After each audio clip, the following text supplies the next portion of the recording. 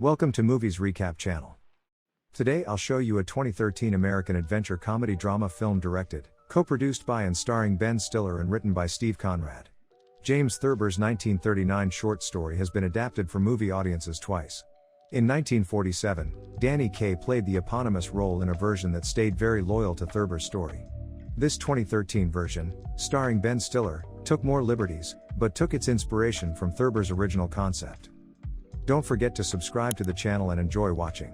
Walter, Ben Stiller, a negatives assets manager at Life magazine. Walter lost his father early and was left with only his mother and a slightly eccentric sister. He has a colorful imagination, one in which he is always taking risks and getting into outrageous adventures. At work and in life, however, he is a mild-mannered doormat, who goes along with the stronger personalities in his life and fulfills his obligations dutifully. Mitty also has a crush on a co-worker named Cheryl Melhoff, Kristen Carol Wig, but never has the nerve to tell her his feelings towards her. The magazine is downsizing and getting ready to produce their last ever print issue. Renowned photographer Sean O'Connell, Sean Penn, has taken a series of photographs for the cover, and sends Walter the gift of a wallet to thank him for his work over the years, along with a negative of the photograph. O'Connell believes negative number 25 captures the quintessence of life and that it should be used for the cover of the magazine's final print issue as it converts to online status. The only problem is, the negative is missing, however, and Walter is forced to stall for time with corporate transition manager Ted Hendricks, Adam Scott, who is handling the downsizing. Meanwhile, Cheryl, Walter's office crush, has an idea that they can use the other negatives as a clue to Sean's current location and track him down. They look at 3 of them, including one of a person's thumb with a unique ring on it, and another of a curved piece of wood. A third picture of a boat leads Mitty to determine that O'Connell is in Greenland. Mitty promptly flies there to find him. Walter arrives in Nuuk, the capital city of Greenland, and meets a local bartender who tells him that Sean has already left by ship. To find him, Mitty would need to go on the postal helicopter that delivers mail to the various towns and outposts along the coast, and the pilot is drunk. Mitty recognizes the pilot's thumb with the unique ring and realizes he is on the right track.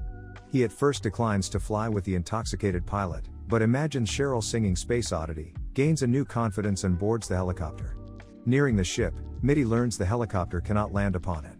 Misunderstanding the pilot, instead of jumping into a dinghy boat nearing to catch him, Mitty aims for the main vessel and misses and falls in the ocean.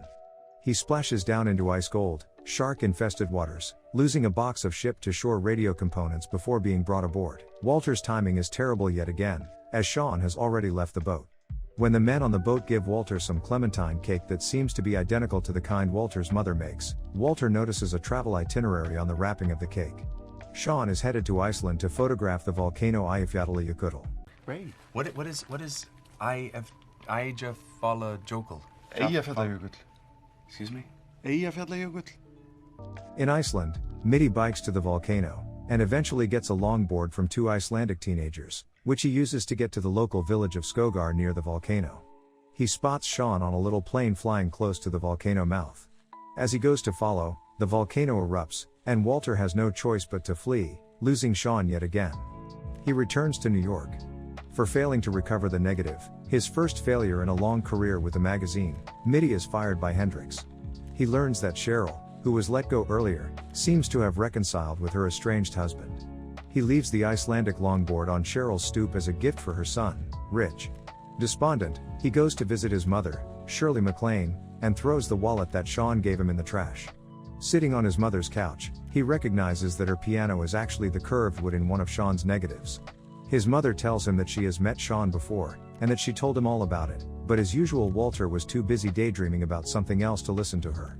Walter tracks Sean down in the Himalayas, photographing a rare snow leopard. When asked about the negative, O'Connell explains that the message on the gift wrapping to look inside was literal. The negative was in the wallet. Unfortunately, Mitty had interpreted this message as a direction to look inside the tissue paper in the box containing the wallet, and it could also be interpreted as referring to the inscription stamped into the leather inside the wallet. When pressed to reveal the image on the negative, O'Connell dismisses the question and joins in a high-altitude football game with some locals. Mitty flies to Los Angeles but is detained by airport security during a misunderstanding, mainly stemming from his having traveled through Yemen to Afghanistan. The only person he knows in Los Angeles is Todd Marr, Patton Oswalt, a customer representative from eHarmony, with whom Walter has been in touch about his dating profile. While helping his mother sell her piano, Mitty recounts his story but mentions he does not have the wallet anymore. His mother says she always keeps his knickknacks and gives him the wallet that she retrieved from the trash. Finding inside the wallet a small manila envelope the size of a single frame 35mm negative, an emboldened Mitty delivers it to Life magazine, tells management that it was the photograph O'Connell wanted for the final issue, and berates Hendricks for disrespecting the staff that made the magazine so honored before walking away from the office, humiliating him in front of his recently hired staff.